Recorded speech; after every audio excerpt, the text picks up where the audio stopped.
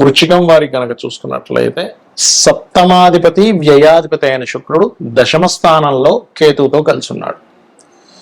మరి ఈ గ్రహం శుక్రుడు కేతువు డిఫరెంట్ ఎనర్జీస్ అంటూ ఉంటాం. వీళ్ళిద్దరు శత్రువులను కాదు, ఎప్పుడు గ్రహాలు ఎలా అంటే శత్రుత్వం మిత్రత్వం అంటాం. అంటే ఎనర్జీకి ఆ ఎనర్జీ పడదు, నీటికి నిప్పుకి ఎలా పడదో ఆ రకంగా ఈ ఎనర్జీకి శుక్రుడు ఉండే ఎనర్జీ భోగము, కేతు ఈజ్ వైరాగ్యము. వైరాగ్యం ఎనర్జీ భోగం ఎనర్జీ పనికిరాదు. ఎలా అంటే ఒక వ్యక్తి బాగా వైరాగ్య స్థితి, ఇంకో వ్యక్తి బాగా ఎంజాయ్ చేయాలి. ఇద్దరిని ఒక దగ్గర పెడితే ఇతను వెళ్దామన్న దగ్గరికి వెళ్ళాలంటాడు. ఆధ్యాత్మికం ఉంటుంది ఒక వ్యక్తికి, ఇంకో వ్యక్తికి ఏమో సినిమా ఫీల్డ్ అని అదని అలా రెండు కలవడం కష్టం అవుతుంది ఒక్కోసారి.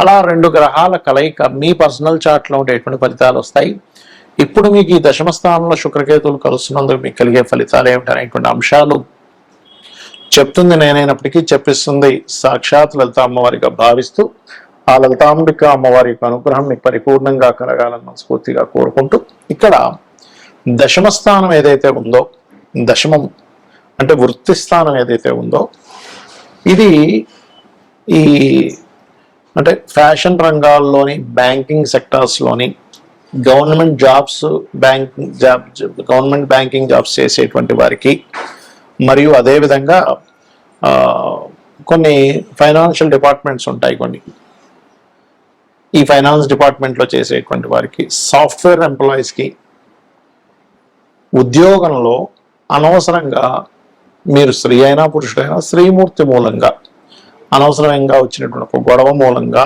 మీరు చేసేటువంటి ఉద్యోగంలో కొంత డిస్టర్బెన్స్ అనేది వస్తుంది. మరియు విదేశాల్లోకి వెళ్ళి అక్కడ ఉద్యోగం చేస్తూ ఉంటారు కొంతమంది, ఎందుకంటే 12వ అధిపతి శుక్రుడు కదా, కాబట్టి 12వ అధిపతి శుక్రుడు దశమంలో ఉన్నది. విదేశాల్లో ఉద్యోగం చేసేవారు కూడా కొంచెం అప్రమత్తంగా ఉండాలి. మరియు వివాహం చేసుకునే విషయంలో సప్తమాధిపతి శుక్రుడే, 12వ అధిపతి శుక్రుడే, కాబట్టి ఈ వివాహ నిర్ణయాలు, వివాహ సంబంధించిన విషయాలు, మరియు మీ యొక్క జీవిత భాగస్వామి పేరు మీద, అంటే మీరు స్త్రీ కావచ్చు పురుషులు కావచ్చు, ఆవిడ పేరు మీద ఏదైనా వాహనం కానీ గృహం కానీ తీసుకునేటప్పుడు కూడా 1-4 సార్లు చూసుకొని తీసుకోండి. అంటే ఏమీ లేదు, లిటిగేషన్స్లో ఉండే ప్రాపర్టీస్ తీసుకోవడము, ఏదైనా లిటిగేషన్స్లో ఉండే వెహికల్స్ తీసుకోవడము, డ్యామేజ్ అయినటువంటివి మనకు బయటికి చూడడానికి బాగా అనిపిస్తుంది కానీ అది ఇబ్బందిస్తుంది తర్వాత.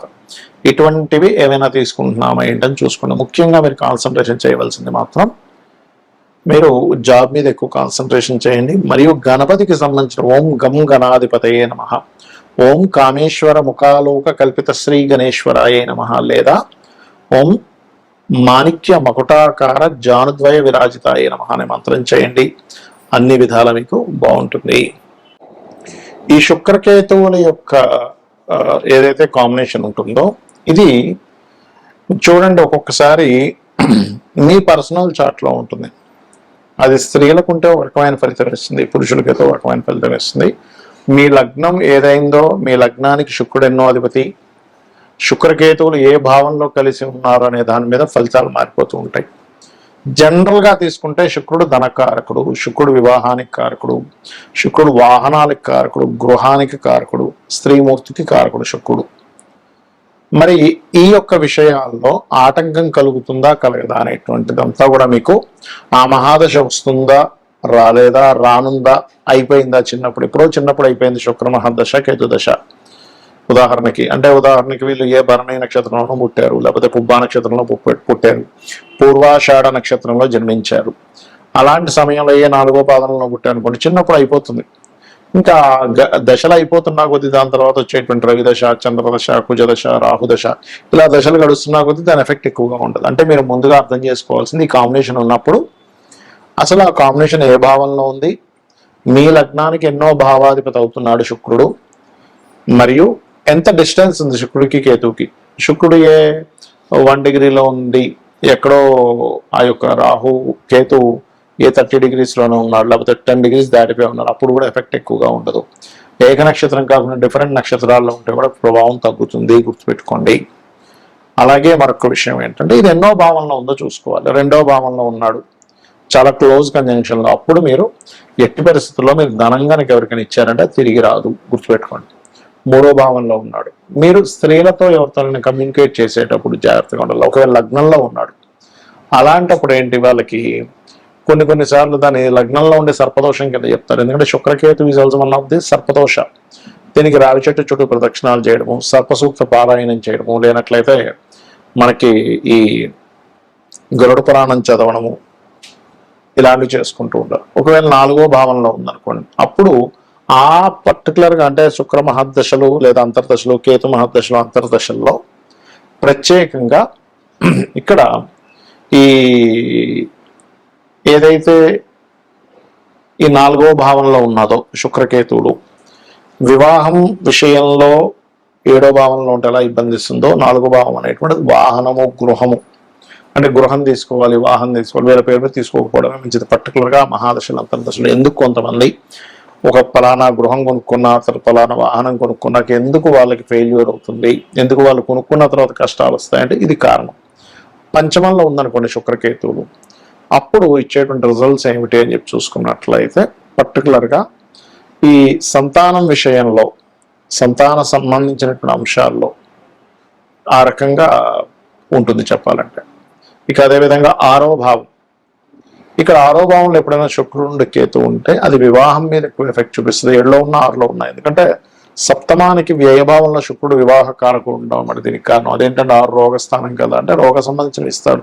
హార్మోనియల్ రిలేటెడ్ ఇష్యూస్, కడుపులో ఇబ్బంది రావడము, అదేవిధంగా స్త్రీలతో అనవసరంగా శత్రుత్వాలు రావడం. ఎందుకంటే రుణ రోగ శత్రు సంబంధం కదా, అందుకని స్త్రీలకు అప్పులు ఇవ్వడం ద్వారా ఇబ్బంది రావడం జరుగుతూ ఉంటుంది.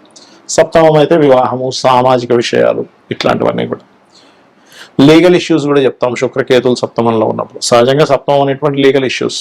అదేవిధంగా అష్టమం, ఎక్కడా కూడా శుక్రుడు కనుక శుక్రకేతువులు కలిసి ఉంటే, శుక్రుడు సింగిల్గా ఉంటే వేరు, మీ లగ్నానికి శుభుడైతే తాతగారు ఆస్తి విపరీతంగా వస్తుంది. కానీ కేతువుతో కలిసినప్పుడు ఏమవుతుందంటే తాతగారి యొక్క గృహంలో వీళ్ళు ఉండకూడదు. ఉన్నా కొద్దీ వాళ్ళకి పెద్దగా ఎదుగుదల ఉండదు. ఒకవేళ ఆ ఆస్తి వచ్చినా సరే అమ్మేసి కూడా కొనుక్కోవాలి తాతగారు ఆస్తి వస్తే. అదేవిధంగా భాగ్యభావంలో ఉంటే తండ్రి గనక మంచి గణపతి ఉపాసకులైనా అమ్మవారి ఉపాసకులైనా చాలా బాగా ఉంటుంది ఆ ఇంటికి. అదేవిధంగా వీళ్ళు ఎక్కువగా గణపతి క్షేత్రాలకి లేదా అమ్మవారి క్షేత్రాలకి వెళ్ళినట్లయితే మరింత బాగుంటుంది, గుర్తుపెట్టుకోండి. అదేవిధంగా దశమ స్థానం అంటే శుక్రకేతువులు కనుక దశమంలో ఉన్నట్లయితే ఇక్కడ ఈ వృత్తి సంబంధించినటువంటి విషయంలో గమనించుకున్నట్లయితే వీళ్ళకి వృత్తి వ్యాపార సంబంధించినటువంటి అంశాల్లో ముఖ్యంగా లాభమైతే వ్యాపారము, దశమైతే వృత్తి సంబంధించినటువంటి విషయంలో ఇక్కడ ఏంటంటే చేస్తున్నటువంటి జాబ్లోనే కొంతమంది స్త్రీమూర్తి మూలంగా కొంత ఇబ్బందులు వస్తూ ఉంటాయి. అది ప్రధానంగా చూసుకోవాలి. అలాగే లాభస్థానం అనుకోండి, వ్యాపారం 12వ స్థానం అయితే తండ్రి యొక్క ఆస్తి. ఈ రకంగా అక్కడ ఉండేటువంటి పోర్ట్ఫోలియోస్ ఏమిటి, ఒక్కొక్కసారి వీళ్ళకి స్పిరిచువల్ లైన్లో ఉండేటువంటి వారికి శుక్రకేతు ఇబ్బంది ఏమి ఇవ్వదు, గుర్తుపెట్టుకోండి. ఏమీ ఉండదు స్పిరిచువల్ లైన్లో ఉండేటువంటి వారికి. అదేవిధంగా కొంతమంది సర్జన్స్ ఉంటారు, కుజుడుగా కలిసి వచ్చాడు, గైనికల్ రిలేటెడ్ ఇష్యూస్ సర్జన్స్ ఉంటారు, వాళ్ళకి ఇబ్బంది ఉండదు మళ్ళీ. అలాగే అమ్మవారి టెంపుల్లో ఏదైనా పూజ చేసుకుంటూ ఉంటారు, లేకపోతే గణపతి చేసుకుంటూ ఉంటారు, వాళ్ళకి ఇబ్బంది ఉండదు, వాళ్ళకి మంచి ఫలితాలు ఇస్తుంది. అయితే ఈ కాంబినేషన్ ఉన్నప్పుడు మాత్రం లక్ష్మీ గణపతి ఆరాధన చేయడం అన్ని విధాల ఉత్తమం. శ్రీమాత్రే నమః.